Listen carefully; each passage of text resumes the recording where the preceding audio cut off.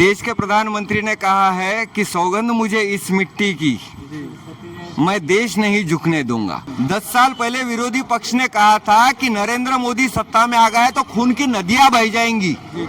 हिंदू में भेद किया है ना किसी मुसलमान में भेद किया है। भले मेरे साथ अमूल सर मौजूद है।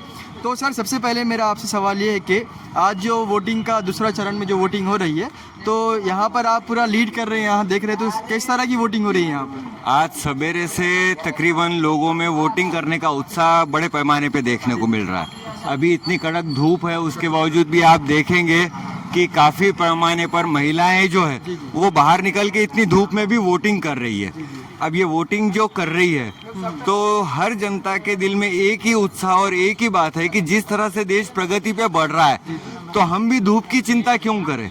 इस धूप में भी निकल के इसी उत्साह से जनता भी आ रही है वोटिंग करने के लिए। अब देश में विकास जो हो रहा है वो वर्तमान प्रधानमंत्री नरेंद्र मोदी जी के कारण जिस प्रगति से विकास बना है ये उसी का ही परिणाम सामने हम लोग देख रहे हैं। तो सर आपको क्या लगता है कि इस बार किसकी सरकार बनेगी?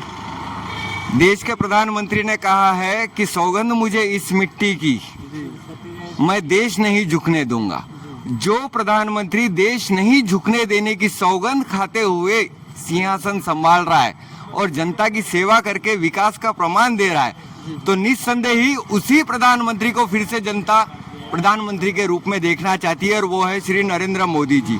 और नरेंद्र मोदी जी पंतप्रधान बन रहे हैं यानी सीधी सीधी बात है कि भारतीय जनता पार्टी की सत्ता पूर्ण बहुमत के साथ और पूर्ण शक्ति के साथ सत्ता में आ रही है। सर मेरा अगला क्वेश्चन आपसे ये है कि जैसा कि अगले 5 साल में फिर से आप कह रहे हैं कि बीजेपी सरकार, मोदी जी प्राइम मिनिस्टर बनेंगे, तो आपकी क्या अपेक्षा है बीजेपी को लेकर, मोदी जी को लेकर, कि इस बार आप क्या डेवलपमेंट चाहते हैं और क्या विकास करना चाहते हैं इस देश में? विकास की गति को अभी जैसा कुछ दिन पहले नरेंद्र मोदी जी ने कहा था अपने स्पीच में कि आज तक जो कुछ चल रहा है वो कांग्रेस के गड़े भरने का कार्य चल रहा है और गाड़े भर के अब जिस विकास से हम आगे बढ़ रहे हैं तो ये रफ्तार तकरीबन इससे कई गुना ज्यादा, जैसे कि आज हम देख रहे हैं कि वंदे भारत वगैरह हाई स्पीड ट्रेन चालू हो गई है तो विकास की गति भी उतनी ही तेज रफ्तार से आगे बढ़ने वाली है। सबका साथ सबका विकास का जो मंत्र नरेंद्र मोदी जी ने दिया है पिछले 10 साल के टर्म के अंदर जब हमने देखा है कि ना कोई हिंदू में भेद किया है ना किसी मुसलमान में भेद किया है,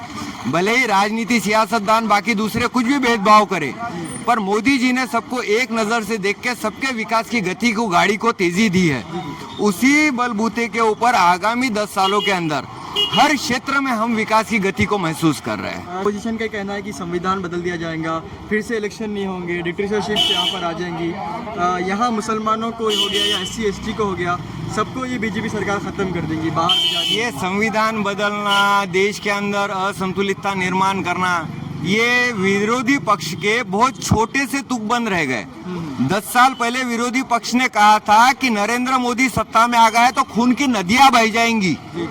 जिस कांग्रेस के शासन काल में कश्मीर में खून की नदियां बहती थी उसी मोदी के शासन काल में उसी कश्मीर में आज केसर की नदियां बह रही है। विकास का प्रमाण नरेंद्र मोदी ने दिया है जिसका सर्टिफिकेट जनता उनको दे रही है, विपक्षियों से लेने की आवश्यकता नहीं है। और जो अल्पसंख्यक का या उनका तुष्टीकरण करके उनकी राजनीति खेलने का जो विपक्ष बार बार प्रयत्न कर रहे हैं और देश में जातिवाद का जो बढ़ावा दे रहे हैं वो जातिवाद और वो बढ़ावे को बहुमत के साथ सत्ता चुन के लाके देकर विरोधियों के मुंह पे कड़ा तमाचा मारने वाली है देश की जनता। सर मेरा आखिरी सवाल आपसे ये है कि नांदेड़ के जो MP है चिखलीकर और अपोजिशन में जो है वसंत चौहान, तो आप सबसे ज्यादा लीड में कौन आ सकता है, आपको क्या लगेगा? निस्संदेह ही प्रताप पाटिल चिखलीकर जी पूर्ण बहुमत के साथ यहाँ पे चुन के आ रहे हैं, जिसके मतलब यूं समझ लीजिए कि पिछले बार 40,000 की गिनती थी, इस बार तकरीबन नहीं कहा जाए तो तकरीबन 2 लाख की लीड के आसपास हम उन्हें देख रहे हैं। बहुत बहुत शुक्रिया सर हमारे साथ जुड़ने का।